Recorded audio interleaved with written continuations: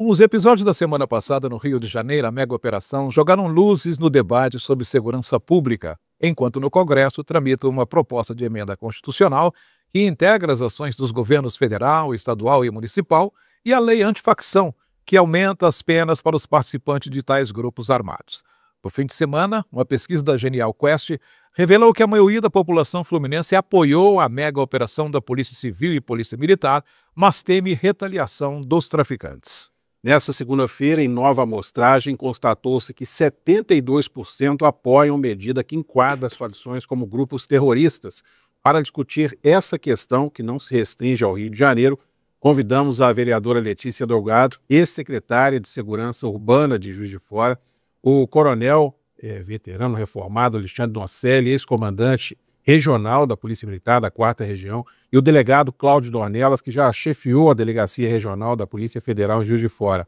A todos agradecemos a presença, agradecemos também aos parceiros que estão sempre conosco aqui no podcast toda segunda-feira, o Sindicomércio, a CDL, a Câmara de Dirigentes Lojistas, o Sindicato de Hotéis, Bares e Restaurantes Similares de Juiz de Fora e o Sinteac, que viabilizam a realização desse podcast. E, finalmente, mas não menos importante, agradecemos aos nossos espectadores sempre nos acompanhando neste programa, PC.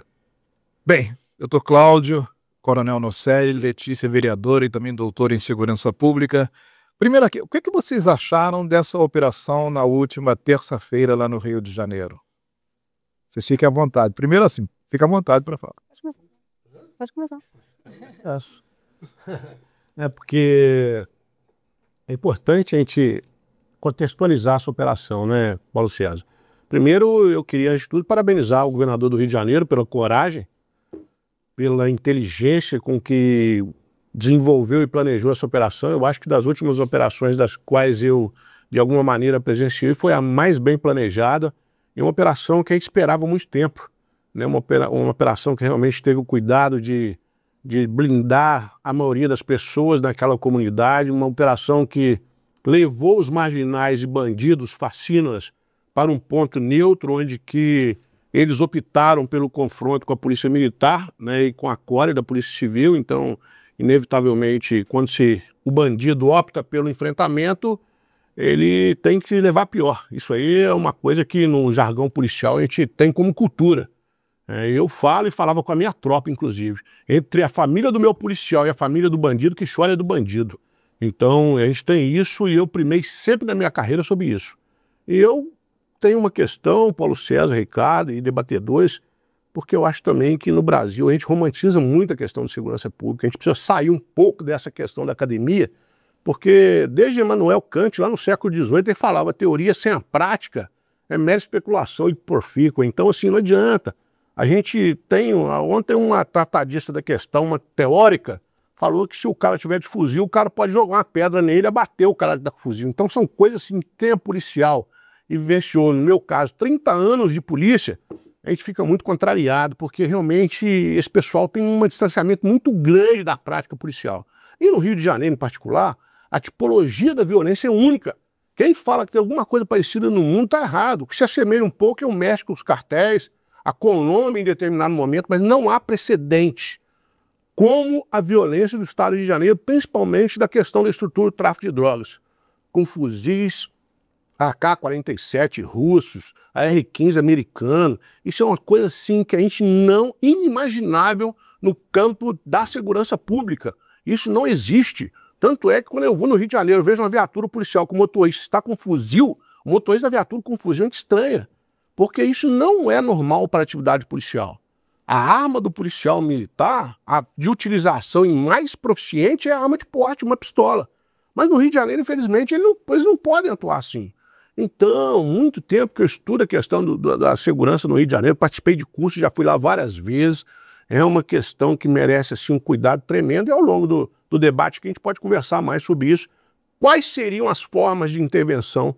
Eu, no caso, parabenizo muito essa operação, foi muito, mas muito bem feita. Eu mandei uma mensagem que o chefe de Estado-Maior daquela Polícia Militar, o meu telefone dele, falei: parabéns, que façam mais. É lógico que vão falar, precisa ter, não é só polícia, é lógico que a gente sabe, eu sempre falei isso, polícia não resolve o problema. E por isso que teve na ESE, quando eu estava na Escola Superior de Guerra, em 2016, a gente discutia isso com vários com vários segmentos da sociedade. Tanto é que teve ocupação lá mesmo no Alemão, 2010. as Forças Armadas, 2010. Tiveram outras ocupações e voltou tudo, e vai voltar sempre tudo, se o Estado não entrar com o braço social dele, para dar oportunidade para aquelas pessoas. Assim, o Estado precisa fazer um trabalho hercúleo, interagindo assim, as várias esferas do Estado, tanto município, Estado e União, principalmente, para a gente poder ter algum tipo de minoração naquele problema. Mas ao longo do debate a gente vai discutindo, que a gente pode ficar lá aqui pelo menos 3 dias falando disso. Antes da Letícia, só colocar um ingrediente para o Cláudio nessa pergunta que o PC fez de abertura. Pela sua experiência, se a Polícia Federal tivesse participado dessa operação, ela teria o mesmo resultado ou teria nuances diferentes? Bom dia a todos, né? Primeiramente, eu gostaria de dar meus sentimentos às famílias dos policiais que tombaram ali, né, no Rio de Janeiro, porque eu entendo que a primeira missão do policial é voltar vivo para casa. Independente do que ocorra, a primeira missão dele é voltar vivo para casa. No Rio de Janeiro, eu tive a chance de fazer várias operações no Rio de Janeiro, inclusive no Complexo do Alemão. Para quem não sabe, fui eu que autuei o Fernando Beiramar em 1996. Foi a primeira operação, foi a primeira vez que ele foi preso legalmente, falando. Depois não teve mais. Porque depois ele fugiu. E ele foi. Teve aquela captura dele na Colômbia. Depois, um dia a gente pode comentar sobre isso. Mas, na época, não tinha lei de lavagem de dinheiro no Brasil. Em 1996. O Brasil relutou muito tempo para adotar essa lei. Essa lei veio em 1998. Inclusive, eu tive uma situação que eu fui chamado para falar sobre isso. Porque na época, nós tiramos e identificamos uma quantidade de bens, em torno de 38 imóveis do Fernando Beiramar, pelo país inteiro, e fomos atrás. Mas só que na época não tinha lei de lavagem de dinheiro. Você fazia os sequestros bem baseado no Código de Processo Penal. Então é o seguinte, primeiramente, o Complexo do Alemão, ele tem uma zona vermelha, uma amarela e uma verde. Recentemente, aqui em Minas Gerais, tem 4 anos, houve uma ação do Novo Cangaço em Pirapitinga, onde nós identificamos, nós tivemos lá, fui eu que conduzi a operação, nós tivemos lá e 90% dos bandidos que assaltaram, que tocaram terror lá na cidade mineira, divisa com Pádua, eram do Complexo do Alemão. Nós identificamos quase todos, prendemos 90% deles, porém em outras situações que não foi no Complexo. Vocês não entraram no Complexo? Não foi, nós fomos lá. Tivemos reuniões com a Polícia do Rio de Janeiro, a Polícia Federal, a Polícia Militar, porém nós não entramos no Complexo. Lá no miolo dele. Justamente porque, se você viu aí, sou de 2.400 quilômetros, 2.500 quilômetros para entrar lá. Entendeu? Então a Polícia Federal, no meu modo de entender, ela não tem aquela força bruta para entrar lá, sozinha. Nós temos alguns grupos táticos que você utiliza em situações específicas. Mas o que está acontecendo no Rio de Janeiro, na realidade, é um conflito armado não internacional. Ou seja, ali existem grupos armados encarando o Estado. Ou seja, você não precisa... Ali você não tem aquela coisa antiga, bandido e polícia. Não tem mais isso aí. O que você tem, na realidade, é um conflito armado não internacional, onde facções encaram o Estado com armamento de uso de última geração. Isso aí, Isso aí, no meu modo de entender, é terrorismo. Só que a lei brasileira do terrorismo, ela não prevê nas suas motivações organizações criminosas, armadas. Que eu acho que vai chegar ao ponto disso aí. Porque não justifica mais a gente ficar aqui morrendo e brigando, e morrendo e brigando, se não tem uma legislação que encare isso de uma forma direta. Ou seja, ali é preciso que alguém olhe aquilo de outro ângulo que não seja só policial. Inclusive, eu vou até depois estender nesse assunto, mas deixa a Letícia dar as suas primeiras impressões sobre esse cenário que a gente está acompanhando, Letícia. Então, gente, primeiramente gostaria, né, de cumprimentar a todos, agradecer muito o convite para a gente estar aqui hoje nessa mesa, que a gente sabe que é uma mesa super importante, né, cumprimentar também as pessoas que estão aqui dividindo esse espaço com a gente. E eu acho que, de novo, a gente mostra, né, e traz para a opinião pública, para a sociedade, a importância de um debate que é tão central, né, para a sociedade, que é a segurança pública, né. E quando a gente fala de segurança pública, a gente fala justamente da forma através da qual o Estado se organiza para lidar com um fenômeno que é um fenômeno social super complexo e que impacta muito a vida das pessoas, que é a criminalidade. E eu acho que quando a gente fala disso, a primeira coisa que a gente tem que ter em mente é que a gente não está falando de qualquer tipo de criminalidade, né? A gente está falando de criminalidade organizada, a gente está falando de Comando Vermelho, e a gente está falando de uma questão que é uma questão muito séria, que são domínios de território por facções criminosas que simplesmente inviabilizam a vida normal da sociedade. Então, acho que isso tem que ser colocado em perspectiva, porque quando a gente fala, por exemplo, né, das áreas que foram objeto dessa operação, eu já vou entrar um pouco na questão da operação, a gente está falando de populações que elas estão sentindo, na verdade, o que é viver sob o jugo da criminalidade. E aí eu não digo só o Comando Vermelho, mas também milícias, porque a gente tem justiciamento, a gente tem toque de recolher, a gente tem violências públicas, a gente tem pessoas que têm que pagar para colocar internet, para colocar luz, enfim. Então, é um tipo, né, de controle social da vida que, de fato, essas pessoas... É um estado paralelo. Sofrendo muito, exato, é um estado paralelo. Isso no Rio de Janeiro toma uma dimensão muito grande, mas que não é uma dimensão de hoje, né? Ela é uma dimensão histórica que vem se avolumando e vai ganhando mais publicidade hoje, inclusive porque a gente tem mais meios de comunicação, enfim. E eu acho que quando a gente pega o que aconteceu no Rio de Janeiro, que foi essa operação que tem uma finalidade muito importante, né, que é conter a expansão da criminalidade organizada, eu acho que ela é importante na sua finalidade, mas não tenho o menor receio em dizer que talvez ela tenha errado na sua estratégia, tá? Por quê? Porque, primeiramente, nenhum tipo de operação onde morrem tantas pessoas, ela pode ser considerada por unanimidade exitosa, né? A gente teve recentemente no Rio de Janeiro aquela operação Carbono Oculto, né, onde a gente teve prisões, a gente teve uma identificação muito grande de quais eram os financiadores, na verdade, de uma macrocriminalidade organizada, e a gente conseguiu, com um trabalho prévio de inteligência e algo que eu sempre defendo muito, que é um trabalho integrado, a gente teve um resultado que não foi tão letal. E eu quero dizer isso porque não foram só pessoas populares que morreram, né? A gente teve policiais que morreram também, então muitas das vezes policiais que são colocados em condições de trabalho que colocam eles em situação de risco.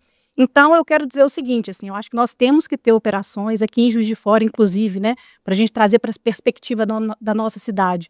A gente teve, salvo engano, em 2022, né, um grande problema no Vila Ideal, Santo Antônio, onde a Polícia Militar tomou a iniciativa de fazer ocupação justamente para que conseguisse minimizar o impacto daquela criminalidade organizada ali, mas a gente teve uma estratégia menos letal do que essa. Então, eu acho que a gente tem que colocar isso em perspectiva. Por quê? Porque a segurança pública ela é um espaço extremamente complexo de ação. E aí, a gente não consegue explicar para nenhum país no mundo como é que é a nossa arranjo federativo aqui. E eu digo muito isso, porque a gente tem um Estado que tem duas polícias, a gente tem a Polícia Federal, a gente tem a PRF, a gente tem o Ministério da Justiça, que muitas das vezes não tem a capacidade de organizar a Política Nacional de Segurança Pública, a gente tem as guardas municipais cada vez com mais competência, né, e muitas das vezes também entrando em choque com outras competências. Então a gente precisa de entender que a gente precisa sim de um sistema único de segurança pública para tentar organizar principalmente ações que são tão intersetoriais e que demandam articulação entre as várias polícias. Então, isso é o que eu penso por hora, que a gente vai conversar mais um pouquinho. E aí? E aí, primeiro, Não, mas discutir e discordar não é nenhum problema. São visões. isso aí é muito importante, né? Cada um tem uma visão, né? Eu acho que, com todo o respeito que eu tenho a Letícia, a diferença que eu tenho para ela é que eu fiz 3 pós-graduações só em segurança pública e eu vivenciei 30 anos na rua, entrando numa viatura e indo lá conhecendo. Então, quando fala que populares morreram no Rio de Janeiro, não foram populares, foram marginais, bandidos, que estavam armados com fuzis. A gente não pode romantizar, tratar essas pessoas como populares. São marginais e bandidos que mereciam morrer, porque enfrentaram o Estado. O policial é o Estado personificado. A gente não pode, assim, quando tomba um policial, tomba toda a sociedade.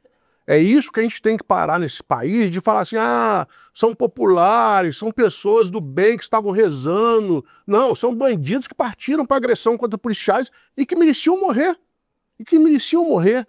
A gente precisa ter essa perspectiva para a gente começar realmente a enfrentar o problema como ele deve ser enfrentado. Aquilo ali, para quem não sabe, ontem eu tive o prazer de ouvir de uma grande emissora, a primeira vez que eu ouço, qual foi a gênese das questões das organizações criminosas no Rio de Janeiro. Muita gente desconhece. Mas a Falange Vermelha do Luiz Carlos Encina, sabe quem foi o Luiz Carlos Encina? Sim, Escadinha. O Escadinha, o PC sabe, o Rogério Lengruber, as organizações criminosas do Rio de Janeiro começaram com a prisão de presos comuns com presos políticos, né? E a partir daí eles estruturaram, eles tiveram noções de administração, e aquilo ali foi fomentaram a ideia das organizações criminosas que perdura até hoje.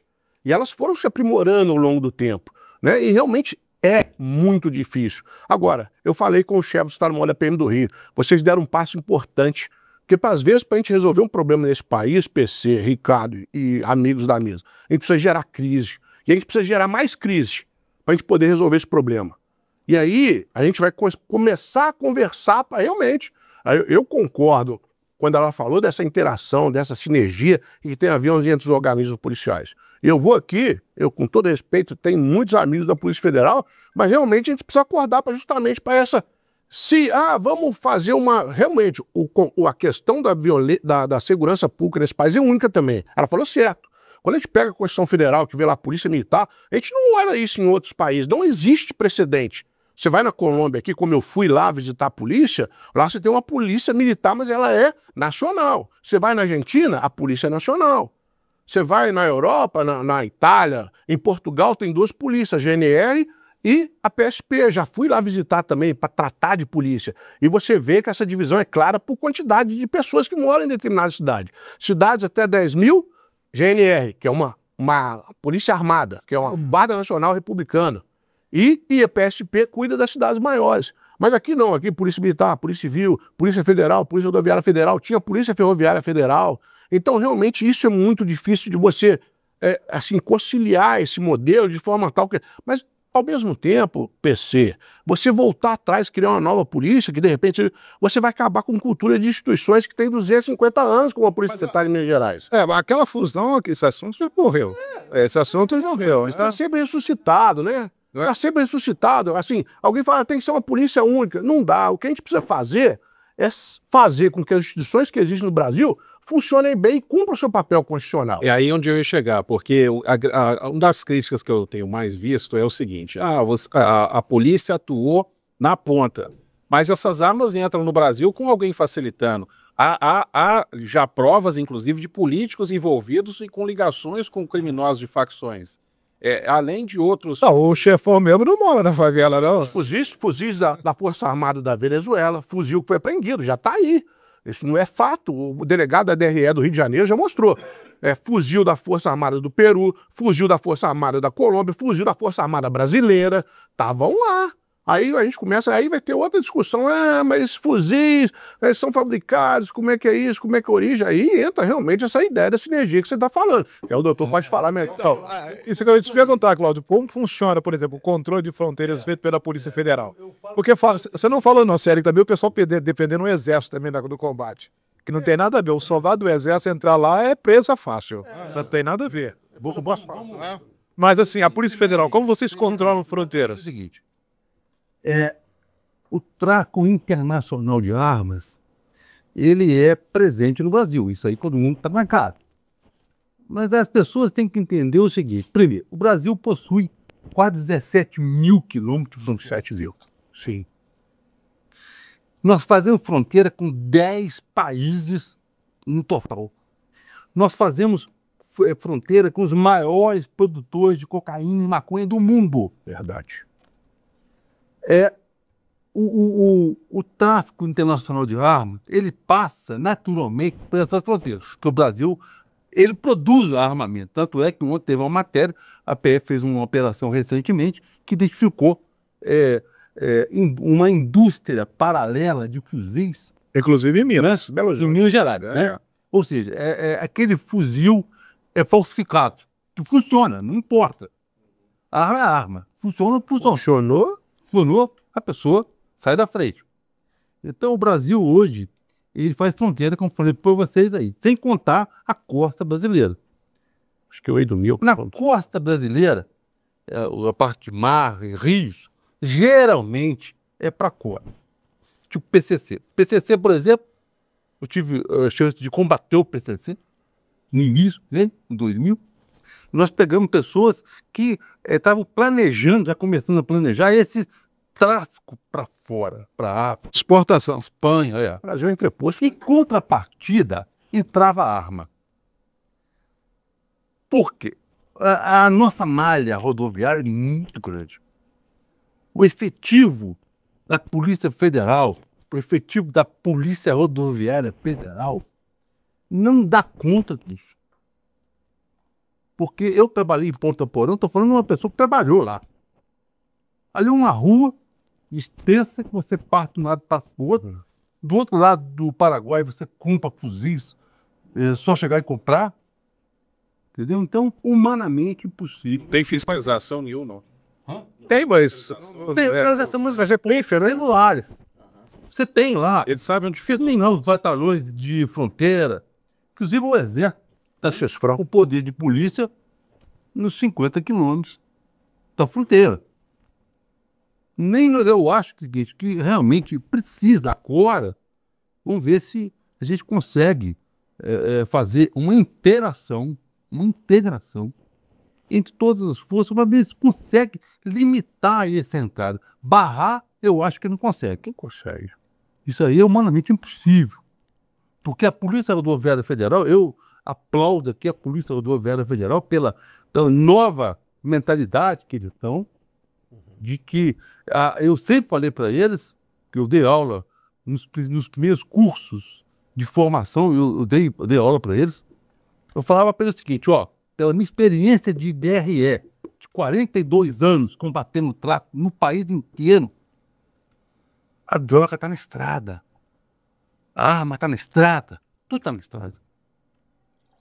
Então, se você conseguir hoje barrar essa entrada, pelo menos uma porcentagem dela, você ajuda.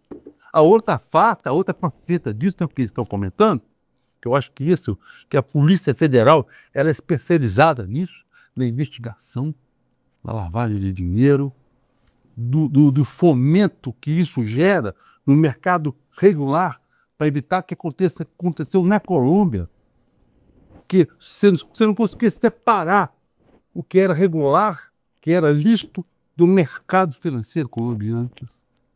Você não tinha como separar isso. Entendeu? Então eu acho que está por aí, ou seja, ninguém hoje, sem consciência, acha que você vai combater um sujeito que está com fuzil com conversa. O sujeito está com fuzil e não quer conversar. Essa é a realidade. Agora, mas eu queria fazer uma observação aqui. Primeiro é o seguinte, tem o follow the money, vamos seguir o dinheiro. Né? Esse é um caminho. Você quer falar? Não, depois que voltar. Essa é uma. E a outra aí é para o Nocelli. Esses traficantes que foram mortos, aquilo ali é peça de reposição fácil, não é? Não, Fácil. Deixa eu falar, deixa eu ver, eu falo. Eu acho que são vários pontos importantes para a gente trazer aqui, né? Primeiramente, é que eu acho que isso que alinhando um pouco está sendo falado, o crime é um mercado, tá certo? Então, se existe crime é porque tem um mercado e, na verdade, a gente precisa de entender para onde esse dinheiro da criminalidade está indo.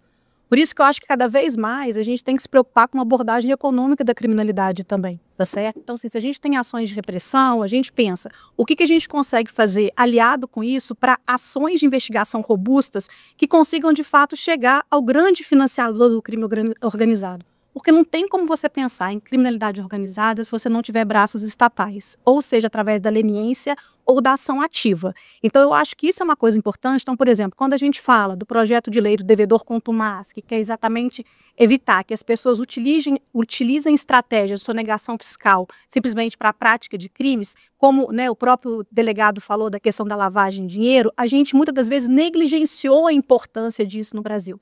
Então, acho que a gente tem que pensar um pouco nesse aspecto também, em como seguir o dinheiro, em como ter uma investigação robusta que consiga chegar àquilo que todo mundo está falando. A criminalidade organizada não tem um cabeça, tem vários cabeças, mas nenhum deles, tá certo, está necessariamente nas periferias e nas favelas. Então, esse é um ponto. O outro ponto que eu acho também que é super importante é a gente ter uma política muito eficaz em relação às nossas fronteiras. Isso não é um assunto de agora, isso é um assunto que a gente já debate há muito tempo. E o que acontece? Como no Brasil a gente tem muita dificuldade de avançar para um sistema único de segurança pública, e, gente, essa conversa não é uma conversa de agora, a gente debateu isso na saúde, por exemplo, porque quando eu estruturo um sistema único de segurança pública, eu não estruturo só competência, eu estruturo também um cofinanciamento estável e responsável, sabe? Porque muitas das vezes, por exemplo, municípios pegam atribuição na segurança sem receber nenhum real. Às vezes o que o Estado recebe do governo nem sequer faz cócegas no orçamento dele. Então, quando a gente discute um sistema único de segurança pública, eu quero impedir o que muitas das vezes acontece agora, que a segurança pública vire palco de vaidade interfederativa. Então, acontece uma coisa em São Paulo, fica mais a disputa de quem vai ganhar os louros do que efetivamente se aquilo foi eficaz. Se acontece no Rio de Janeiro, fica mais um apontando o dedo para o outro do que, de fato, se isso foi eficaz. Então, a discussão sobre o Sistema Único de Segurança Pública ela é essencial para que a gente trate a segurança pública pelo viés do sistema de políticas públicas. E o outro ponto que eu acho super importante para terminar é a questão do armamento. Tá certo? Eu preciso de entender de onde que esses armamentos estão vindo. Ah, eles estão vindo de outros países? Beleza, questão do fechamento. Agora, a gente teve no Brasil muitas armas adquiridas por CACs. Então, isso também tem que ser entendido, que uma política armamentista que incentiva o armamento da população civil, ela também pode ter consequência a médio e longo prazo também. Você queria falar? Não tem jeito. Dessas armas que foram apreendidas nessa operação, nenhuma era de CAC. Nenhuma era de CAC. Todas egressas dessa questão que nós estamos discutindo. Aí começa, aí falou, politizar a questão, porque... E aí eu vou também me permitir falar com quem está assistindo. A gente tem um problema de fundo cultural muito sério nesse país. E a gente não pode trazer com toda a vênia e todo respeito essa questão de SUSP, tudo bem. Isso eu acho até interessante, mas isso tem que ser feito de forma inteligente. E outra coisa, mais do que nunca, a gente tem que parar com essa questão, porque infelizmente para nada nós temos uma política de Estado sedimentada. A gente tem política de governo. E entra outro governo, vai desmanchar tudo que o outro fez. A segurança pública não é de Estado e não de governo? Mas qual político nesse país respeitou isso, Paulo César? Desde que eu nasci, nenhum, zero. O cara entra e ele quer, olha só para o umbigo dele. Aí essa questão, isso assim é nojento. Porque segurança pública, eu clamo, choro por isso, de ser política de Estado há muito tempo. Eu vou falar um dado para vocês, porque eu tenho a tranquilidade, eu passei para a Escola Superior de Guerra, eu fiz o curso de altos estudos em política e estratégia, fiquei 1 ano no Rio de Janeiro. A gente discutiu muito, acho que aqui, não sei se vocês conhecem, mas nós temos CISFRON, Sistema de Vigilância de Fronteiras, que é um projeto estratégico do Exército Brasileiro, mas que infelizmente, nesse governo, não recebeu pouca, se recebeu alguma coisa, eu não sei, mas esse projeto está há 50 anos e a gente não consegue sair do lugar com ele. O doutor falou aqui, ó, eu fico pesaroso e assim, sensibilizado, porque a Polícia Federal brasileira aí, fico meus parabéns, eu tenho orgulho dessa Polícia Federal, que eles fazem muito, mas muito, porque a estrutura deles não é condizente com um país de 213 milhões, com 18 mil quilômetros de fronteira seca, com mais 12 mil de Amazônia Azul, que a gente chama que é a nossa costa. Então, assim, a estrutura da Polícia Federal, PC, ela não dá conta. O Exército Brasileiro tem poder de polícia nas fronteiras, também não dá conta, porque é muita coisa. Então, assim, a gente precisava repensar isso. Ah, vamos mexer na Constituição e criar uma Polícia Federal ostensiva? Eu penso que seria muito bom. Porque nós não temos. É um detalhe bobo. Você está acompanhando o debate da PEC da segurança? Eu estou acompanhando, eu acompanho tudo sobre isso, né? O que é que você acha dela? Então, eu acho, primeiro, que é erro de origem, né? A PEC da segurança pública saiu, assim, não discutiu com quem deveria discutir, né? Politizar essa PEC da segurança pública, isso não é coisa para se politizar, isso é muito sério. Isso é muito sério. A gente mexer na estrutura constitucional da segurança pública é muito sério. Primeiro que o caput do artigo 144, e eu falo isso desde que eu era criança na Polícia Militar, segurança pública, pode olhar lá, dever do Estado. Estado não é o Estado ente federativo. E muita gente confunde isso, até autoridades desse país, que não é Estado federativo, dever do Estado, Estado município, Estado federativo, Estado União. É dever do Estado, direito e responsabilidade de todos. Segurança pública é isso lá na Constituição Federal. Dever do Estado... Mas o que está acontecendo é exatamente o que você falou, essa politização. O governo tem uma ideia, a oposição tem outra, e como nós ficaremos? Governadores têm outra, prefeitos têm outra, e deputados têm outra. Deixa eu só pegar um gancho rápido, coronel, aqui. Você foi comandante da 4ª Região. Se o governador, imaginar um cenário, o governador chega ao coronel, eu acho que a polícia tem que atuar dessa forma aqui. O comandante, ele tem poder de dizer, não é bem assim, eu sou estudioso, não sei, o caminho tá. Se você tem poder, o policial tem o poder de falar, de direcionar para o outro, ou o poder político prevalece? Eu acho, Ricardo, que eu acho que isso não vai acontecer com nenhum governador, seja ele de direita, de esquerda, do centro, ele não vai chegar para o policial que fala, tem que ser assim. Porque se ele falar isso comigo, eu vou falar assim, mas espera aí, isso me fundamenta isso, porque aqui nós temos isso, isso e isso, a questão é essa e essa, nós temos um efetivo assim, a gente tem de dotação logística. E isso, então, peraí, a gente opera a segurança pública dessa forma, não tem como fazer desse jeito que o senhor quer. Então, assim, essas questões que você está falando, justamente você está colocando esse ponto, dessa ideia de que segurança pública não pode estar associada a uma vontade ou a vontades, a do presidente, dos governadores. Segurança pública, a gente tem, por isso que eu falei dessa sinergia, dessa necessidade da gente conversar, porque eu me pego, e aí mais uma vez eu vou falar isso, a gente pega pessoas falando cada asneira sobre segurança pública, PC, que realmente dói na nossa alma. Você vê que não tem, assim, nenhum tipo de objetivo prático, pragmático, de resultado, sabe? Então, assim, é muito complicado isso nesse país, com todo respeito. Pois não. O que eu sempre vi, e debati às vezes, até com alguns deputados, com os parlamentares, participei de várias CPIs, um filho de CPIs, que segurança pública é caro. É caro. É caro. Você manter uma segurança pública é caro. Eu defendo o que a Letícia estava falando, o seguinte, que haja a estilo, a exemplo que ocorre no SUS, ocorra no SUS. Ou seja, a União deverá, eu acho que essa opinião, fixar um orçamento que tem que ser gasto com a segurança pública. Entendeu? Por quê? Porque é o seguinte, a integração entre... Eu estou falando aqui dessa proposta de emenda constitucional, não é isso? Essa proposta, ela tem fatores negativos, positivos, que tem que ser levado em conta. Por exemplo, a integração. A integração tem que haver. Porque não é possível, eu estou acompanhando às vezes, esse caso do Rio de Janeiro, vou voltar para ele, a dificuldade, às vezes, de você identificar um cadáver pela digital, porque o estado A, o estado B... Não tem banco de dados, um não repassa para o outro, né? Não. Em São Paulo tem banco de DNA já. Até Só São Paulo. Está nesse problema lá. Ou seja, morre um sujeito que não sabe quem é, de onde veio, fica lá aquele porco lá. Então, mas é só para poder reforçar exatamente isso. A polícia cumpriu, tinha 30 mandados lá de prisão de traficantes do Belém do Pará. De outros estados. Ou seja, o crime organizado, ele já se capilarizou pelo país. E as polícias ainda não conversam integralmente, e nem os estados, sobre essa questão de segurança. O modelo. Ô, PC, isso soa tão estranho que, por exemplo, assim, né, eu não preciso ficar contando do meu currículo, da minha trajetória para falar o que eu sei falar. Mas, por exemplo, quando a gente trabalhava no Tribunal de Justiça, a gente não conseguia pegar uma CAC de uma pessoa presa aqui e ver, por exemplo, que ela estava respondendo a um processo no Rio de Janeiro. Eu tinha que mandar uma carta precatória.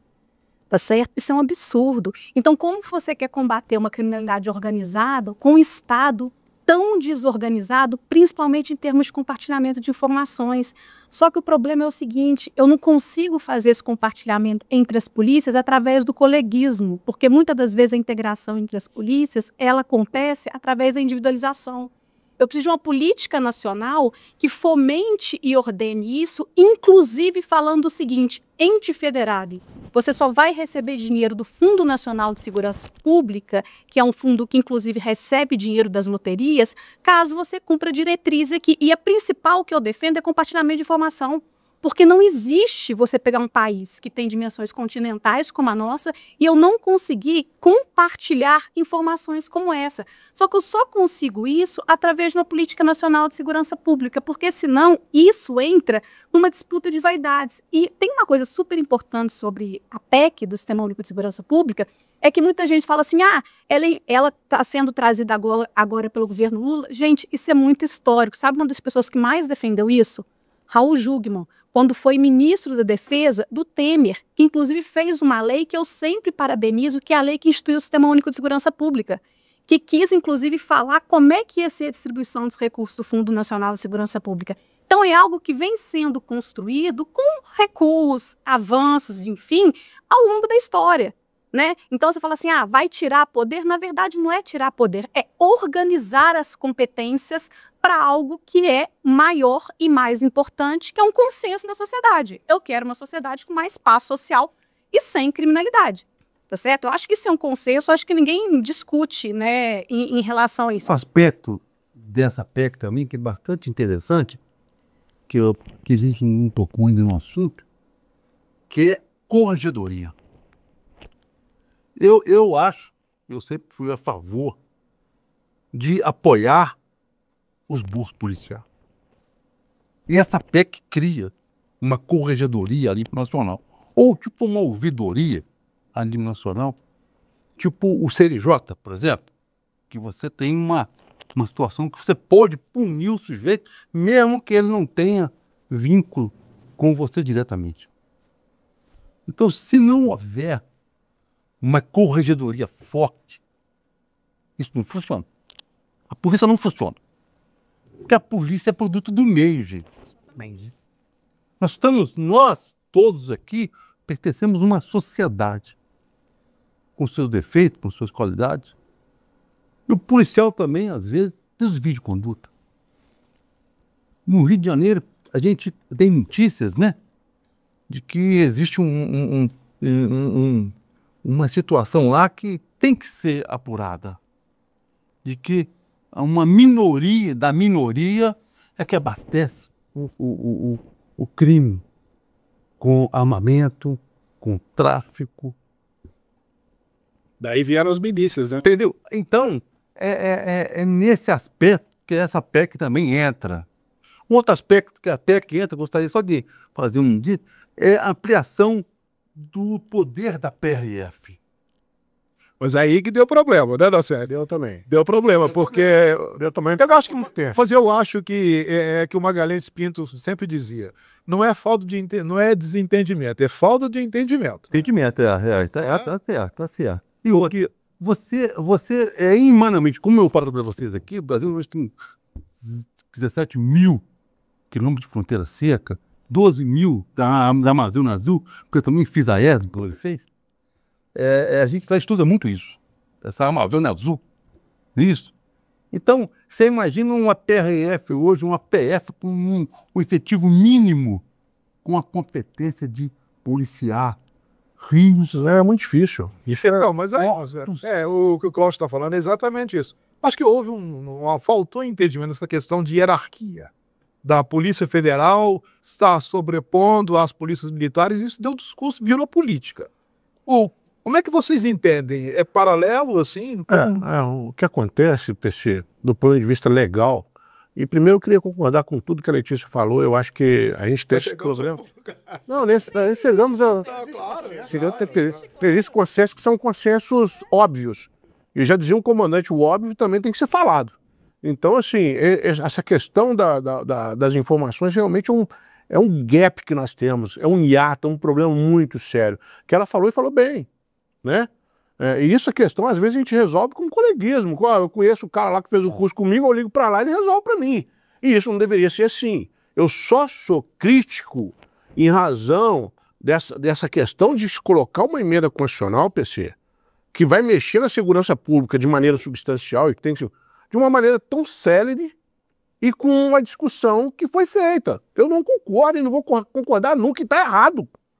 Porque você mudar a segurança pública por tudo isso que a gente está discutindo aqui, por todos esses problemas estruturais que são longevos, são de muito tempo, a gente precisa amadurecer isso, ouvir a sociedade, ouvir a Polícia Militar do Sul, do Norte, do lado da Amazônia, ouvir a Polícia Federal, ouvir a Polícia... A gente tem, eu falo o seguinte, aí entra essa questão, a gente tem dentro do Brasil vários Brasis. A gente tem dentro de Minas Gerais, várias Minas Gerais. Guimarães Rosa dizia. Guimarães Rosa dizia isso, e foi orgulhosamente capitão da Polícia Militar de Minas Gerais. Tem orgulho disso. E eu falo, de Minas Gerais, para você fazer policiamento no Sudeste, é diferente de fazer no Sul. Eu comandei o batalhão de Itajubá. Lá eu tinha, dentro da cadeia de Itajubá, batizados do PCC. Eu lidava com isso lá. Então, assim, no norte de Minas é uma outra realidade. Você vai para o Triângulo, é uma outra realidade. A política de segurança pública, ou pelo menos as ações executivas, elas têm que ser sopesadas, analisadas e planejadas de acordo com cada realidade. Aí sim entra essa questão das fronteiras. Discutir segurança pública nesse país, meus amigos, é muito complicado. E não pode ser assim. E aí, permisso a vênia, com toda a vênia, peço licença. Essa PEC, ela tem coisas boas, tem coisas ruins, mas ela precisava ser mais discutida, ela precisava ser... Não é o Congresso agora que tem esse papel? Porque a PEC está lá, o Congresso que vai te mesmo. Não, mas olha só, PC, o Congresso, com todo respeito aos nossos representantes, com raras exceções, a gente não vai ter uma discussão madura o suficiente do ponto de vista técnico, do ponto de vista... Mas eles podem fazer isso, eles podem chamar a sociedade, eles podem chamar os organismos de segurança. Isso não é um retrabalho? Se a gente não pudesse pegar lá no Executivo, quando a gente vai colocar a PEC e já desenvolver, chamar os senadores, deputados, fazer grupos de trabalho, mandar... A gente precisa... isso com todo respeito, isso é questão prática de poder planejar. Peraí, como é que nós vamos colocar uma PEC, vamos mexer na segurança pública, vamos discutir isso. Agora, eu ensinar para eles a metodologia de como fazer isso, eu ensino, mas não tem um governo federal lá carregado de gente para fazer isso. Felizmente ou infelizmente, nós vivemos numa democracia. E democracia é voto, é Congresso. Então a gente não tem, na minha opinião, é o seguinte: o que nós temos é aquilo ali, nós não temos como mudar aquilo. O fórum de discussão de uma PEC, de uma lei, é o Congresso Nacional. E se você for ouvir governador A, B, C, D, você não vai chegar a lugar nenhum. Pelo menos os governadores, cada um agora já está discutindo as eleições do ano que vem. Lá no seu lugar. Mas aquilo que eu te falei de projeto do Estado e projeto de governo. Exato, mas a eleição é essas coisas. O Cláudio Castro agora ele já está capitalizando para ser senador. Ele já está na ponta lá, né? Já subiu os 10 pontos percentuais. Essas tearas aqui. Estou falando o seguinte: o Congresso Nacional é o fórum competente para você discutir isso. Mal bem, mas é ali. Mas é ali, mas a gente sabe também, Dornelas, que o lobby come solto nesse Congresso. Não, mas existe. Falando. Existe? Meu Deus do céu. Então, sabe, eu estou falando o seguinte: é ali, não tem como você mudar dali. Porque senão vira um autoritarismo. Se o presidente da República, seja lá A, B ou C, baixar um decreto, baixar um... Vai cair, isso não existe. Mas eu me ligo lá, o Ricardo fez uma provocação aqui ao nosso sério a respeito de milícias. Como resolve esse problema, meu capitão? Coronel? Difícil. Aí entra o que o Dornelas falou e que aí já que concordar com ele... Corregedoria. Não só corregedoria. A gente também padece desse problema sério relacionado a desvio de condutas policiais. Como ele falou, eu falava isso também. Eu falava com o pessoal, você acha que eu tiro meu policial de onde? De Marte?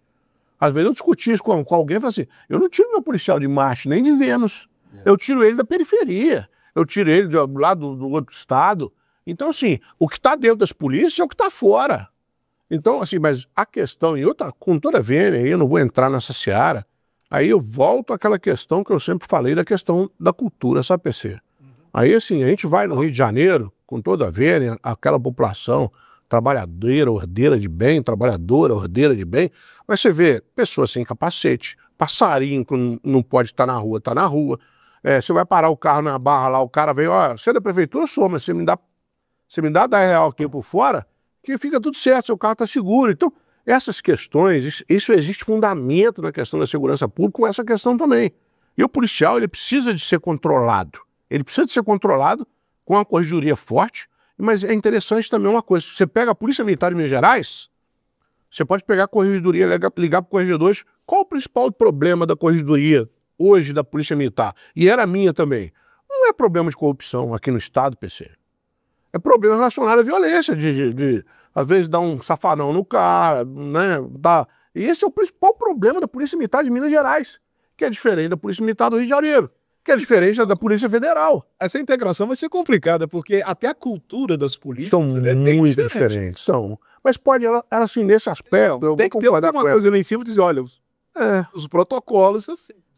Mas a ideia da estruturação de uma política nacional é isso, né? O que o governo faz é trazer diretrizes gerais. Obviamente que ele não engessa, por exemplo, que cada polícia atue de acordo com as particularidades do seu estado, né? Enfim, não é isso, mas você traz algumas diretrizes gerais. Então, por exemplo, isso abre o caminho para o financiamento, isso abre caminho, por exemplo, para você criar algum núcleo ou conjunto intersetorial para combate de facções criminosas no Brasil, com ações que tenham protocolos. Você consegue discutir, por exemplo, como é que você envolve Ministério da Fazenda, Receita Federal, os órgãos de controle de uma forma mais orgânica, sabe? Então, por exemplo, assim, como é que você quer um apoio numa operação? Eu não vou ligar para o meu amigo da Polícia Federal, você me apoia, não. Você tem protocolos de atuação conjunta e decisões colegiadas sobre as questões. Sabe por quê, PC? A violência, ela está tão séria em termos de criminalidade organizada e milícia, que você precisa de criar também espaços conjuntos de deliberação sobre as ações para dar mais segurança para os policiais, para os agentes políticos que deliberam, entendeu? Então, eu acho que são questões. O SUSP, ele avança para isso. Eu discuto forma, protocolo, financiamento e algumas diretrizes básicas da Política Nacional de Segurança Pública, entendendo sim que cada polícia, que cada estado, que cada região tem sua particularidade e tem sim sua autonomia, né? Então eu acho que esses pontos eles são muito, muito importantes da gente pensar, assim também como fortalecimento do papel da corregedoria. Porque eu digo muito, não cuidei de uma polícia militar, mas cuidei de uma guarda, que também é uma instituição armada, que está na rua e que lida com muitos conflitos. Ainda não está armado, né? Mas essa é uma outra discussão, mas isso pode entrar também, beleza. Eu acho que não vem ao caso, mas beleza. Um mau policial, um mau servidor público, ele faz mal para toda a instituição. Então é muito importante que a gente tenha órgãos de corregedoria que sejam de fato atuantes e eficazes, né? Porque isso faz parte, principalmente órgãos de controle para instituições que são de segurança pública, né? Então, acho que isso também é uma outra discussão que a gente tem que ter. A gente tem visto aqui o avanço de facções criminosas na região. Ubá, Além Paraíba, Viçosa, Ponte Nova, Juiz de Fora. Que é a capilaridade que a gente está falando. A gente está num ponto ainda tranquilo ou já acende o sinal amarelo? Em Minas Gerais. Poxa, eu assim, cara, aí eu vou entrar numa outra situação. Eu tava assim, eu tô em casa, sabe que eu fico sofrendo com esse negócio? Quando eu vejo falar existe uma matriz do medo, até usei ela numa monografia que eu fiz, porque a gente tem que ter a capacidade de saber gerar segurança subjetiva, fazer com que as pessoas se sintam seguras. Aí eu acho que é outro problema que a gente tem sério. Isso aí eu vou, né, de alguma maneira, cortar na própria carne. Sabe, Ricardo, eu acho que a gente não precisa ficar fazendo propaganda para organização criminosa. Com todo respeito, eu sou radicalmente contra isso, de falar... Porra, aí a minha funcionária que trabalha comigo, ela fala, meu comando vermelho tá lá no meu bairro. Eu falei, você quer que eu vou lá sozinho? Eu vou lá. Eu vou lá sozinho, sozinho eu vou lá. Porque quando você pega, vamos voltar àquela discussão inicial, a tipologia, a gênese das organizações criminosas no Brasil, quando você tem um modelo dentro de uma comunidade como o Complexo do Alemão, Rocinha, você não pode comparar o que acontece no Rio de Janeiro com o que acontece de Juiz de Fora. Eventualmente vai ter uma prisão aqui de alguém que está do Rio de Janeiro aqui. Eu mesmo, quando eu estava no comando da região aqui, e no comando de alguns batalhões, a gente pegou alguém vindo das comunidades do Rio trazendo droga para cá. Você não usava esse termo. Aliás, é só um parênteses. Quem rompeu esse paradigma foi a própria PM. É o que eu falei, eu morro por causa disso. Da PM ficar falando, comando vermelho, fiz operação do comando. Eu falo aqui, eu chamo de comando rosa aqui em Juiz de Fora. Comando rosa. Eu chamo de comando rosa. Porque deixa eu perguntar uma comando coisa. vermelho, você trazer esse nome, PCC, eu expulsei o PCC. Pô, isso é um desserviço para a população de Juiz de Fora, Ricardo. Isso é um desserviço para a nossa população. Isso deixa as pessoas com medo em Juiz de Fora. Não façam Coronel, isso não tem um pouco de grife também? O cara preso lá em Ubá, ele fala que é do PCC ou do Comando Vermelho, mas é mesmo? Ô, PC, esses caras que você tá falando aí, olha só a sua visão. Sabe o que a gente fez? A gente empoderou esses menininhos aí. Eu ia usar uma expressão mais chula, não vou fazer aqui, mas a gente empoderou eles. Porque eu falei, tem Comando Vermelho, Juiz de Fora, fiz operação. Aí o cara, eu sou do Comando Vermelho. Isso empodera os caras. Então, assim, eu desafio. Porque quando eu tava na minha época, eu tava no comando, eu ia pra rua, eu desafio aqui, igual quando a gente falou, existem alguns requisitos para você falar em facção criminosa. Quantos fuzis nós aprendemos no Juiz de Fora nos últimos 10 anos? Vocês sabem? Não. Então, porque se aprender 1 ou 2 ou 3 até 10, vai ser muito. Vai ser muito. Porque a gente não apreende fuzil no Juiz de Fora. Mas fuzil é requisito para você dessa questão da criminalidade violenta, de organização criminosa. Os caras aqui, aí agora eu tô sabendo que nos bairros, quando o cara tem esse problema de desvio, como lá no Rio de Janeiro, eles colocam onde? No micro-ondas. Coloca os pneus e coloca o cara dentro, bota fogo, mata o cara. Aqui eles estão dando madeirada, que eles chamam. Pega o cara, leva e bate com até parece que tem um homicídio recentemente por causa disso. Mas assim, são paradigmas, são questões que estão sendo colocadas, às vezes até pelas instituições policiais, que de alguma maneira gera uma sensação de insegurança enorme na comunidade, e não precisava disso. A imprensa tem papel nisso também? Ah, poxa, aí... Não, mas tem que falar da gente também, ó. Vou falar. Primeiramente, o que a gente observa é que o traficante do Morro do Rio de Janeiro, aquele que comanda lá, aquele cara que é o capo lá, o lado, ele não é assim, ele não atua de uma forma regional. Ele atua ali, local. Se ele mudar de favela, Ele tá morto. ele acabou. Então, o que ele pegou, primeiramente, a imprensa realmente ela joga o criminoso para cima. Outra, quando você vê, hoje eu estava vendo, né, esses meninos com cabelo pintado de vermelho, porque lá no complexo do Alemão, isso foi visto claramente, ou seja, alguns garotos se pintam de vermelho. A questão de identidade. Da facção. Importante também, né? Entendeu? Então, aqui em Juiz de Fora, por exemplo, nós trabalhamos aqui há muitos anos, é o seguinte, Juiz de Fora não tem ainda, graças a Deus, tem aqui esse crime que é padrão em qualquer lugar, cidade média, o tráfico, o assalto, o roubo, por aí, mas nós não temos aqui ainda locais que a polícia não entra. Nós não temos aqui ainda, graças a Deus, a apreensão de armas de grosso calibre rotineiras. Nós não temos aqui, graças à Polícia Militar também, eu elogio a Polícia Militar aqui nesse aspecto, a gente tem uma fronteira aqui com o estado do Rio de Janeiro que é bastante policiada. 2 quilômetros aqui. Entendeu?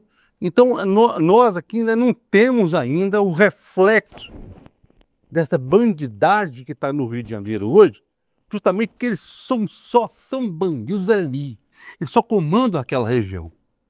Pode ser que eu já prendi gente assim, o seguinte, o sujeito, igual agora aconteceu, o sujeito na comunidade Vila Uzanã ali, é grande. O sujeito conhece o traficante lá do Rio de Janeiro. Esporadicamente, pode acontecer do sujeito do Rio de Janeiro procurado vir se homiziar aqui. Mas aqui ele não comanda. Vou traduzir para o pessoal, homiziar significa esconder. Ou esconder, homiziar, a gente fala, E olha que a gente está falando de Juiz de Fora, que é maior do que Belo Horizonte em área territorial. Entendeu?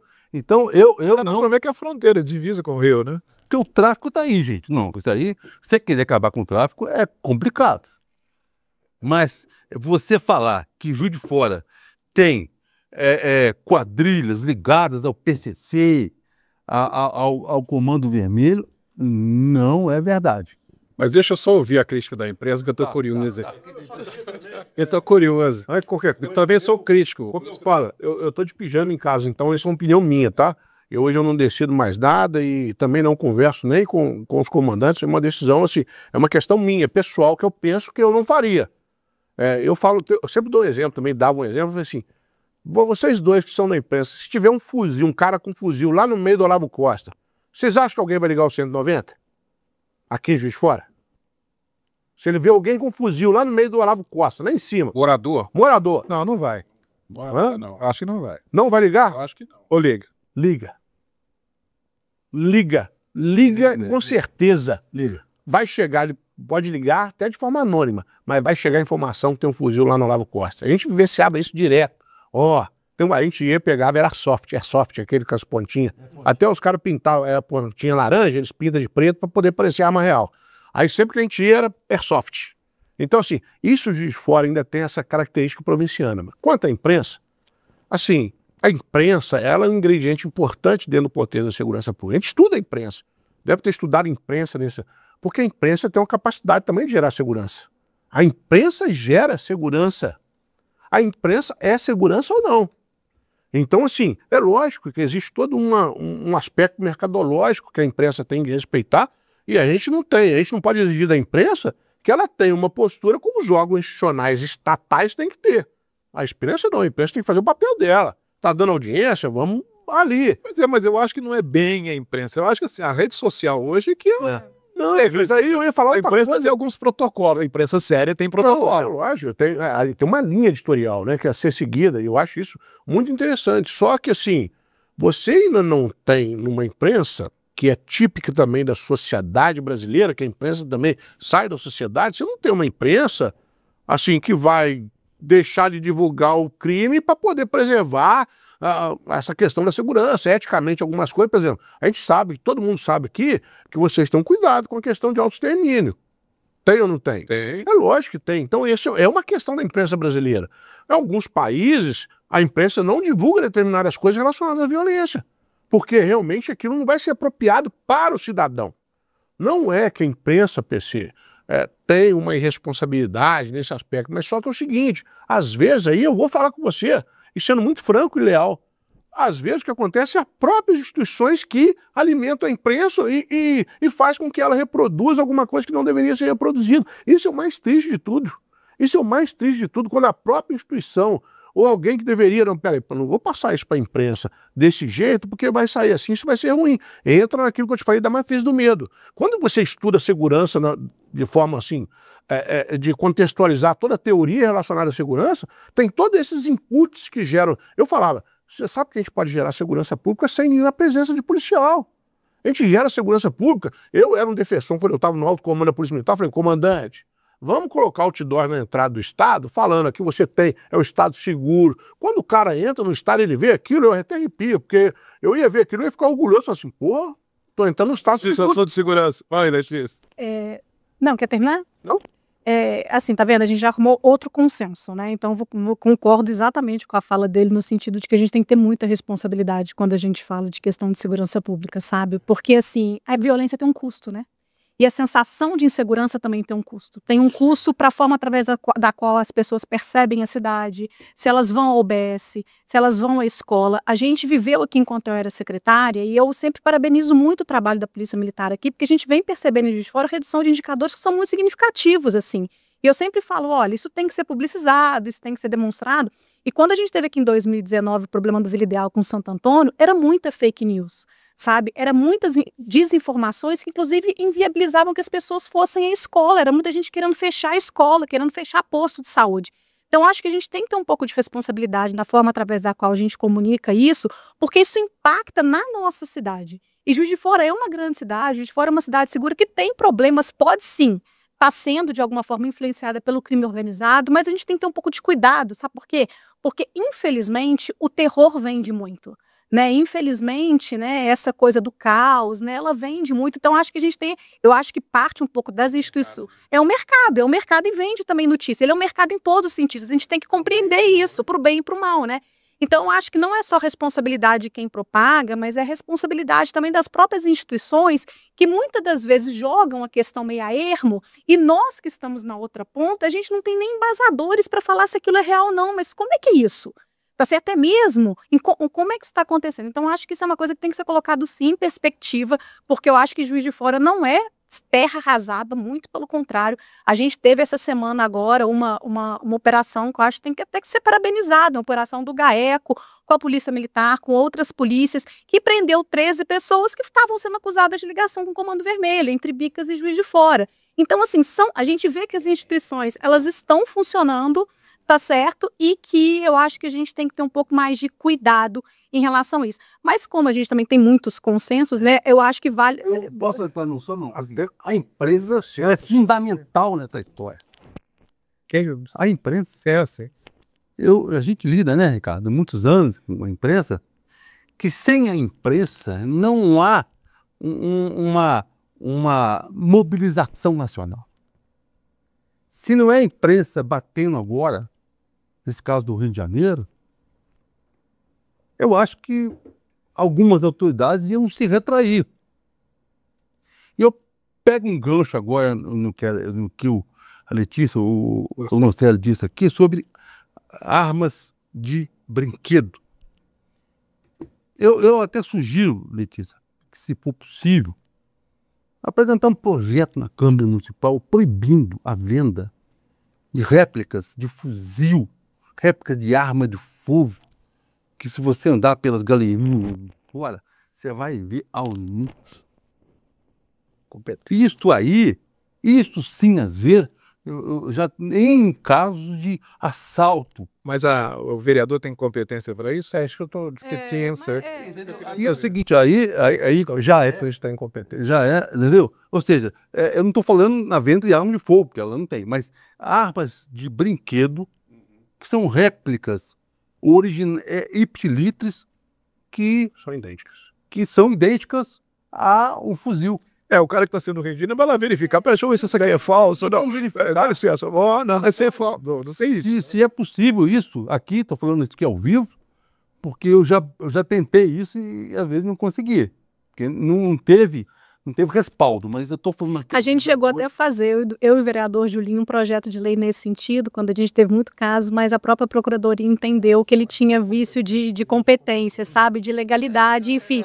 Mas eu acho o seguinte, eu acho que é legal a gente trazer essas questões também, né? Porque muitas das vezes, assim, não é competência do Legislativo Municipal, mas a gente também consegue pensar em como levar essas questões, né, para outras instâncias. Das várias variáveis que nós estamos falando aqui. Tem tanta coisa para se discutir num plano nacional sobre segurança. Pode parecer boba essa questão do brinquedo que o doutor... Mas não é. É uma coisa que no Brasil não tem normatização, assim. É igual ele falou, está sendo vendida e as pessoas usam isso. É lógico que qualifica o crime, da mesma forma se fosse uma arma de fogo verdadeira, mas e a sensação de segurança? Né? E todo o que está em torno disso, isso é muito complicado, né? É muito complicado. Mas assim, os consensos, vamos aos consensos. Mas essa questão de realmente a gente poder pensar segurança pública, o papel da imprensa, o papel do judiciário, por exemplo, a gente não falou aqui ainda, mas nós temos legislação, Paulo César, Ricardo e membros aqui da mesa, nós temos uma legislação que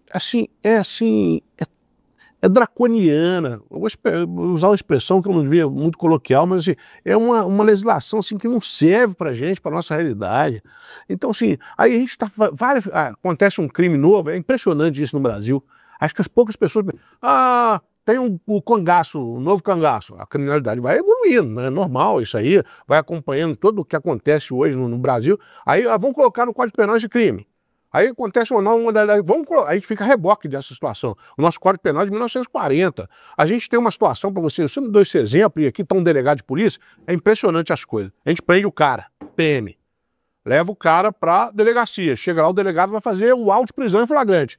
Aí ele tem que sentar o cara, aí senta, ouve as testemunhas, aí, isso é quando é flagrante, né? Não é inquérito rotineiro. E se a gente começar a conversar agora sobre funil... O policial fica 6 horas lá. Não, aí isso aí, assim, é uma outra coisa, porque vai chegando a ocorrência, tarde de ocorrência, um delegado só olha... tem uma fila lá e o cara senta lá e isso... Se a gente for falar sobre isso, aí já tá ficando sem policiamento onde que ele tava policiando, que ele tá lá 11, 6 horas, não por culpa da Polícia Civil, não por culpa da Polícia Civil. É uma questão estrutural também, que a gente tem que discutir, que a gente tá conversando. Aí vai para o promotor de justiça. Aí tem que fazer uma denúncia, aí ele faz uma denúncia. Aí manda pro juiz. O juiz aceita a denúncia e vai ter instrução do processo. Aí o que ele vai fazer? Ouvir todo mundo de novo. Ouve todo mundo de novo. Pá, pá, pá, pá, pá, pá. Aí chega lá no final, ele vai dar uma sentença, ou vai absolver, absolutória ou condenatória, ele vai dar uma sentença. Aí o cara vai pro sistema prisional. O bom disso tudo, quando ele entra no sistema prisional, ele sai recuperado, graças a Deus aqui no Brasil, né? Não então, sai. Ah, PC, pô, já achei que você falava que ele saía recuperado, mas tudo bem, já que você falou que ele não sai, mas aí eu tô falando dessa lógica que a gente tem. Mas também porque de estrutura, também como é forma. Por exemplo, a gente tem apenados de determinada coisa de crime junto com outro que não tem nada a ver. Então, o cara fez um furto de pequeno porte, ele vai ser preso junto com o traficante. O que acontece? O traficante não vai praticar um crime menor, mas esse jovem aqui ele vai ser até coagido a participar disso. Só que o nosso sistema carcerário também é outra discussão. Mas Essencial. a gente ouvia uma pessoa inteligente como PC, outra coisa. A gente precisava resolver isso, PC. O que você está falando precisava ser resolvido lá no Congresso Nacional. Não é justo o cara que furta uma bala no mercado, ele ser colocado junto com o traficante. Ao passo que não é justo o cara que cometeu um homicídio ficar 8 anos na cadeia e voltar ao convívio social para matar de novo. E mata de novo, vai ficar mais 8 anos e sai para matar de novo. Então são coisas assim que, se a gente pensar, não são razoáveis, são burras. Porque você tem que saber diferenciar isso, pequenos crimes de menor potencial que seja. Ah, o cara pichou. Ontem eu estava com um grupo de amigos, até um americano, inclusive, estava comigo até ontem aí, eu levei no Cine-Teatro Central. O Cine-Teatro Central tá todo pichado. Aí, assim, aí eu começo a me sentir mal. Porque aquilo, 1929, um patrimônio da cidade, ele tá todo pichado. Todo pichado. Então pode parecer que não, mas isso tem um fundo teórico na segurança, que é da desordem. A gente tem uma teoria das janelas quebradas que é mais ou menos por aí. Aquilo ali fomenta a gente mais pichar, furtar, e assim, então existe uma lógica dessa questão de legislação que precisava ser o Brasil acordar para isso. É só pegar um gancho, que você já deve ter ouvido isso, e que muitos criticam, que muitas vezes o judiciário solta porque lá atrás, na confecção do boletim de ocorrência, houve problemas na contextualização daquela ação criminosa. A pessoa fala, um BO mal feito, gera um inquérito mal feito, e aí o promotor fica sem condições de oferecer algum tipo de denúncia. De fato, como é que você vê isso? Eu vejo o seguinte, existe na teoria, chama funil da justiça criminal. A gente tem, para vocês terem uma ideia, nós temos uma quantidade X de crimes, 80%, 70%, eu não estou certo bem hoje como é que está essa variável, mas 60% desses crimes são registrados, viram boletim de ocorrência. Desses 60% que viram boletim de ocorrência, 40% ou 30% vão gerar inquéritos policiais. Porque a Polícia Civil ela não tem estrutura também para poder abrir inquérito de todos os boletins de ocorrência que são feitos pela Polícia Militar. Na minha época eram feitos mais de 1000 por dia aqui. Então, assim, existe uma indústria, nessa indústria da violência, que, assim, é impossível da justiça absorver e julgar tudo. Então, por isso que gera aquela ideia dessa cifra oculta, né? De você você teve furtado seu relógio na Rua Alves, você vai, eu vou chamar a polícia ou não vou? Não vou chamar a polícia, eu vou fazer um BO, não vai adiantar nada, eles não vão recuperar. Eu vou ficar assim, é preferível comprar meu relógio baratinho, vou ali e compro outro. Então existe essa dinâmica que é perversa e que infelizmente impacta e vai até o sistema de penitenciário brasileiro. Porque as nossas leis não favorecem isso. Se a gente tivesse leis mais efetivas, eu posso te explicar quais são as leis mais efetivas, como se daria um sistema que é factível de acontecer se o Congresso quisesse, e eu rezo para isso todo dia que pudesse acontecer, da gente poder realmente punir direito aqueles assim, vai jogar o cara que cometeu um furto na cadeia, o que pichou? Não, mas coloca ele com uma medida educativa de prestar serviço comunitário, como a lei às vezes tem. Só para você ter uma ideia, e a gente fala muito, eu sou fascinado com esse tema, Juizado Especial Criminal, bacana, Lei 9.099. Falei, acabou meus problemas, eu na Polícia Militar, falei, pronto.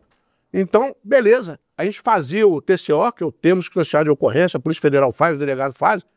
No primeiro tempo estava marcando audiência, para poder ter uma audiência derivada daquela situação, em 4 meses, 3 meses, era uma beleza.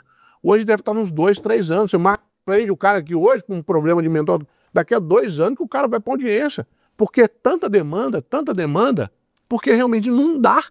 Então, segurança pública é muito mais aquilo que a gente às vezes fica pensando. Ah, vimos lá no Rio de Janeiro, mas existe uma série de coisas que precisa ser pacificada e de alguma maneira normatizada nesse país que vá gerar efetividade nessa questão. Então, eu estou falando demais, que eu vou parar de falar. Desculpa. O Brasil, em termos de leis criminais, ele está top. Você tem lei para tudo. Para tudo é. Se quiser, tráfico, organização criminosa, lei de combate ao porte ilegal. Pra você ter uma ideia, o tráfico internacional de armas no Brasil hoje, que nós estamos falando aqui, voltando ao assunto do nosso negócio aqui, Do Rio de Janeiro. o fuzil OR-15, fuzil AK-47, o FAL, a pena vai de 8 a 16 anos. E se for restrita, que é o caso aí é aumentada pela metade. Então, não falta lei no Brasil. Ontem saiu uma lei que até protege nós, autoridades policiais aposentados, que fizeram combate a organizações criminosas. Hoje saiu ali. Tem uma lei hoje que prevê a proteção pessoal para evitar o que aconteceu em São Paulo há uns meses atrás. Entendeu? Então, a lei tem a lei. A aplicação dela é outra história. E a aplicação dela, inclusive, na esfera tanto da justiça como da aplicação, que são os presídios, os negócios. Aí, Zé, que eu já nessa o programa. Pode ter. Porque eu acho Estamos silêncio. A lei tem. Pô, eu vou falar que não tem porque tem. Eu acho que essa discussão, se a gente quer discutir crime organizado, a gente tem que discutir sistema penitenciário. Tá certo? Assim, isso é um gargalo que a gente tende a colocar uma invisibilidade em relação a isso, que é algo também que eu acredito, né? Que quando a gente conseguir estruturar um sistema único de segurança pública mais coordenado, inclusive com o sistema penitenciário, porque assim, o sistema penitenciário, ele reproduz a criminalidade organizada. Então, muitas das vezes estão falando assim, pessoas que não têm ligação nenhuma com a criminalidade organizada, para sobreviverem lá, elas têm que se faccionar. Então, assim, o sistema prisional, ele vira uma reprodução da criminalidade organizada mesmo, sabe? Então, assim, e aí a gente tem muito tabu em discutir isso. Eu gosto de dizer isso porque eu sempre falo, Juiz de Fora é uma cidade que eu amo de paixão, uma grande cidade com muita potencialidade, mas que não pode ser compreendida em termos de violência sem a gente entender que eu tenho 2 penitenciárias, um Ceresp, e que muitas pessoas são transferidas de outra cidade para cá para cumprir pena. Tá certo? Então, isso cria para gente um fato social, que é o como, né, a forma através da qual o nosso sistema penitenciário, né, como é que a pena é cumprida, a má gestão do sistema penitenciário faz com que eu crie um outro espaço para fortalecimento das organizações criminosas. Então, eu acho que isso é um debate que ele tem que ser feito também, tá certo? Não estou falando de más condições somente, eu estou falando que é um arranjo que permite isso mesmo, né? E outra vez eu conversei, assim, já conversei isso muitas vezes com o doutor Evaldo, com pessoas que eu conheço, eu falo assim, olha, você traz pessoas para cumprirem pena em Juiz de Fora, o Estado transfere elas para cá, e quando elas terminam de cumprir a pena, você abre a porta e manda elas para a rua. Ninguém volta com elas para a cidade de origem. Isso é um absurdo. Não tá certo? Então, assim, o que vai ser? Tá prendendo muita gente de fora, Juiz de Fora. Eu falei, claro que tá prendendo gente de fora, Juiz de Fora. As pessoas estão sendo soltas em Juiz de Fora. Tá certo? Então, eu acho que são muitos elementos pra gente parar pra pensar. E aí que é um pouco, né, o que o delegado falou, não é falta de lei. A gente precisa de organizar essas leis de uma forma que exista um consenso. A gente quer uma sociedade mais segura. A própria Câmara pode ser um palco para essas discussões também. Mas geralmente é consenso, hein? Outro consenso. Mas a gente está caminhando para o final, só para contar um relato pessoal aqui, né? E para mostrar como é que as coisas funcionam, eu quando trabalhei como repórter no Rio, eu peguei 2 governadores, o Garotinho e a Benedita, que assumiu logo depois que ele saiu para concorrer, se eu não me engano, à presidência, e a Benedita assumiu, era vice. Aí depois logo a Rosinha, esposa dele, ganhou a eleição. Mas lá, inclusive lá ele lançou a Delegacia Legal. Na época eu trabalhava, fiz todo um projeto lá na época do Piscinão de Ramos, aquela coisa toda, não sei o quê. E lá era um consenso entre os jornalistas, a imprensa, de que quando tinha algum evento importante no Rio, tinha um acordo velado entre o poder constituído com os criminosos. Olha, nós não vamos fazer operações aí, vamos reduzir aí as ações criminosas, mas vocês não venham aqui em determinado período, porque a gente vai fazer um pacto de não agressão. Isso. Você pode não confirmar o que eu estou dizendo. Ó, coronel, o Rio é profissional, não é? Profissional. Mas isso é provador. Sabia que isso acontecia. E que vinha do Palácio Guanabara essa ordem. Nossa, então é lamentável, né? É por isso que eu disse lá atrás, que não é chegar na ponta, como aconteceu no Rio, mas é combater também o início disso tudo, até chegar lá no morro onde esse pessoal está atuando, ou onde quer que seja. Bom, a ideia é fazer um novo programa, porque outros programas, não, sério, porque um só não adianta, né? Dá não. Letícia Delgado, vereadora, ex-secretária de Segurança de Juiz de Fora, Coronel Alexandre Nocelli, ex-comandante regional da Polícia Militar, delegado Cláudio Dornelas, que já chefiou a delegacia regional aqui em Juiz de Fora, nós só temos a agradecer.